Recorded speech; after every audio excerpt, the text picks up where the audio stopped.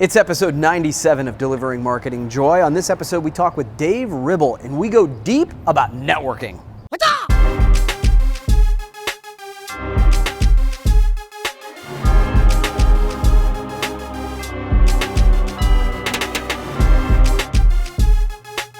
Hey there, and welcome to another edition of Delivering Marketing Joy. I am your host, Kirby Hasseman, and I'm very excited today because I have a rock star guest. Dave Ribble, the Vice President of Business Development for Standout Marketing Strategies, is with me today. Dave, thanks so much for taking the time. I really appreciate it. Well, I'm already having fun. We're just getting this thing started, so thanks, Kirby. Awesome. So one of the things I know about you is you are very much into networking. Now, most sales professionals will tell you that networking is important to business, and I think that's interesting, but there really aren't like classes in colleges about it. I mean, if it's that important, why do you think, universities or classes, they don't spend more time on networking? Well, it's interesting that you bring that up because I've studied that for quite a while. My networking experience when I was first getting into this business was actually literally had to call companies and cold call them. And I had to get really, really good at that really fast if I wanted to keep my job. Since then, though, I've experienced that most of the, if not all of the colleges and universities around the country will first and foremost tell you that there is a tremendous need for skills to know how to connect with people. And yet they devote not even one semester to it for students who are going to graduate and go out there and try to figure out how to do their career. So it's always been an interesting thing to me. The other thing is that I was taught by a mentor years ago on how to network, and his method of networking probably on the surface sounds really good to everybody, because what he would do and what I would teach is that if you had 100 people in a room and you were going to go to a networking event, let's say, I could teach you how in 10 minutes to just segment out the one or two people that are going to be your target market and pretty much summarily dismiss the other 98. And every time I would do that, Kirby, there was part of my heart that would say, no, we're missing a big thing here if we're going to dismiss the other 98 people in the room. And so I really started to make a study of it. And I started to interview people that, our clients. And I started to talk to a lot of other distributors. And I'd say, well, what was it like for you? And they would say, well, half of them actually were scared to go to a networking event, stand up and introduce themselves, because they didn't have a clever enough 30-second elevator speech. And so I started really, really investigating this. But the big thing for me came up in 2008. 2008 was really a tough time for us and a lot of people. Sure. And what I found out in that process is that I thought I knew everything there was to know about networking, because my networking policy was to go find the two or three of the room and just, consistently stay after them until they either told me to just go away or they would become my clients. And as I looked around, I realized that everybody had been pretty much taught the same thing. You're just supposed to, hammer this thing until you can't anymore, until you beat them into submission or something, and then make them a client. That's not all there is to it at all. And in 2008, what I learned very, very clearly was that the clients and the customers and the people that I actually still to this day deal with on a regular basis are people who I created relationships with, even to the point where I created relationships with the other 98% of the room who would never buy from me. It still pays off today. Gabe, my wife, my business partner, my much better half, and I run this little distributorship. And when we're consulting and things like that, we get calls from people we've never heard of. And that's because not only of the service, there's a bigger picture in here. And the bigger picture is that I also learned that if we can figure out how to start having an attitude on day one of trying to help people, whether they will be a client of ours or not, we can move the needle on the entire economy, because we have an attitude about success being very important to all of us. So that's my thoughts. Yeah, no, it's interesting. Like you said, that everybody was taught sort of the same way. And it reminds me of a quote that, in the customer's eyes, better isn't always better, different is better. And so just by simply doing it a different way, I mean, obviously with the best of intentions, but by doing it different, you had the opportunity to stand out. And so that's super interesting. Now, you have been in our industry and in one shape or another for a while. I mean, how has networking sort of shaped your career?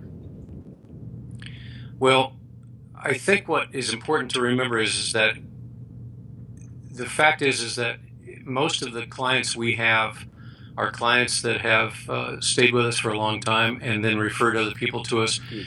It happens all the time without my knowing it. Clients will just simply call and say, "Hey, I just referred you to somebody else, and I just wanted them to make sure that they were working with the best people in the industry." And and I'm so grateful for that. Sure.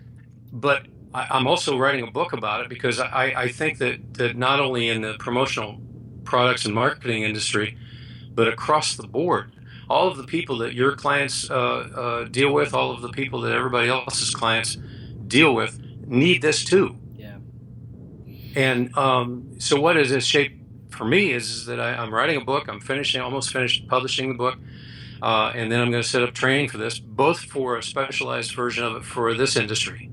But I'm also going to be broadening that out. I'm going to be obnoxiously out there, trying to get gigs for this because I know there's such a tremendous need for it. And like we said, nobody's really getting into this as deep and as wide as I'm going to go with it.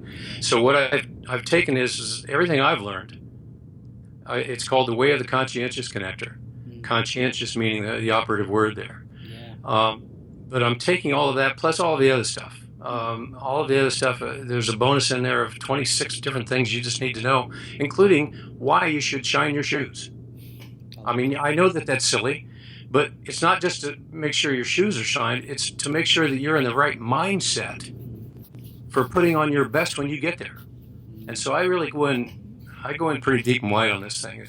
It's been the hardest, most rewarding thing I've ever done, and I'm anxious to get out there and talk about it. That's cool. I can, obviously you can sense your passion about it. And, you and I have met, and, obviously that's how we're kind of connecting here. And when I hear conscientious connector, I actually heard a term, and it's different, but I feel like there's some similarities about give first networking. The concept with that being that you go into networking not just trying to get, but you're trying to connect with them on a deeper level. And it feels like that's what you're saying with conscientious connector. You're like, hey, I'm going to go there and be a servant. I'm going to help people. Do you feel that way? Does that make sense to you? Well, there's part of that is absolutely down the middle of what you're talking about. Okay. I want to take it further. Okay. I want to take it back into companies that will never be a client. I want to take it back into companies in our industry, for example, that have people in accounting and purchasing and all of those other places around the business that also have what I've experienced is they have some borders that are kind of these invisible walls that say they only can contribute in the discipline that they're part of. Right. Walt Disney taught me a long time ago in the things that I've researched with him. He had a situation where, and this is in the book, he had a situation where the founding fathers of Burbank said, we'll go ahead and grant you the opportunity to buy these 51 acres in Burbank to make the Walt Disney Studios, but we're going to have you build the first two buildings according to our specs, not yours. And he said, what do you mean? And they said, well, and this is back in 1939. He said, well, Burbank absolutely needs a hospital. So your first two buildings are going to be hospital rooms, okay, with a nurse's station every 5 rooms. And you'll either do that or we won't back you up because we're not sure you're going to make it, Disney, but we know we need a hospital. So if you go to the Disney Studios in Burbank, right down the street is the Providence Hospital, and Disney's the biggest donor of it. But the point of the story is that when Walt was trying to figure out how to get the most out of everyone he could, because it was on the line here to make sure the thing was going to be successful. His animators, his story writers, everybody else actually were housed in those two buildings that are ready to go for hospitals. On the walls of every one of those rooms and on the walls of the hallway, Walt, in his genius, said, anyone can have a good idea. Anyone can contribute. So he ordered up blackboards and erasers and chalk up and down all of the hallways and in all of the rooms, so that people that were trying to figure out a storyline, they were trying to figure out does anybody know an authentic thing about the 1800s in England, because we're doing this thing about it, and we want to do things about costumes. Does anybody have anything on that? Does anybody have anything about Westerns? Does anybody have any knowledge of South America in 1922? Whatever it was, he knew that even the guy sweeping the floors at night could have a good idea. So I want to take this further into corporations and train on the idea that there's a tremendous amount of resources that we're not tapping into, because we're putting up these walls of diverse, that say you're in that compartment, I'm over here, and I'm the only one that can be creative today. Yeah, I think that does us a disservice, So. No, that's good stuff. I appreciate it, Dave. And man, you've answered my 3 questions. I give everybody a chance to ask me one question. Do you have one for me? The only thing I would ask you, Kirby, you have a tremendous company going. I think Hasseman Marketing's got some great things that you're doing, and I hope everybody listens in to all of the great stuff that you're doing. My question to you is that when you go into your next networking event, after having this conversation, will you look at people a little bit differently? Yeah, no, I absolutely, Dave. I think that what you're saying is probably consistent with my belief. Now, one of the things that I think you said, go deeper about the idea of creating a system around it. But yeah, I've always thought that you just never know who connects with who. You don't. And so no, you don't know who they know. Yeah, either. It's exactly right. And so, I try, but I think it's also human nature sometimes to try to cheat the system and try and be as quick as possible. But yeah, I think your point about trying to go deeper with people makes a ton of sense, and it certainly resonates with me. So I appreciate that. The thing that's interesting to me is that we have created this society, it seems, where everybody's in a hurry. I don't know if it's fast food or instant breakfast or something, but we drop the kids off because we got to get back, because we got to do this, because we got to do that. And I think that it permeates itself into the networking and the connecting that we do, into the point where I need to shake your hand, I need to get your business card, and I will follow up tomorrow, I promise. And then you get back to that same drawer. Do you have a drawer like that? Most everybody has a drawer, and that's where all of those business cards go without the notes on them, right, because we can't remember what we talked about. Right? And I'm just as guilty as everybody else, but I'm trying to help fix that. And I'm sure that the more people that get on this and really start to think this way, I think we're going to move the needle. That's cool. Well, Dave, thank you. I appreciate you taking the time today and helping us move the needle in this way. And we'll have to do it again sometime, okay?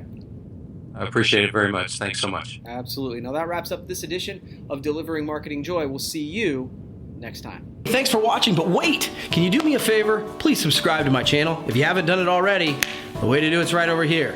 And hey, if you want to watch the last episode, check that out over here. Again, before you leave, subscribe!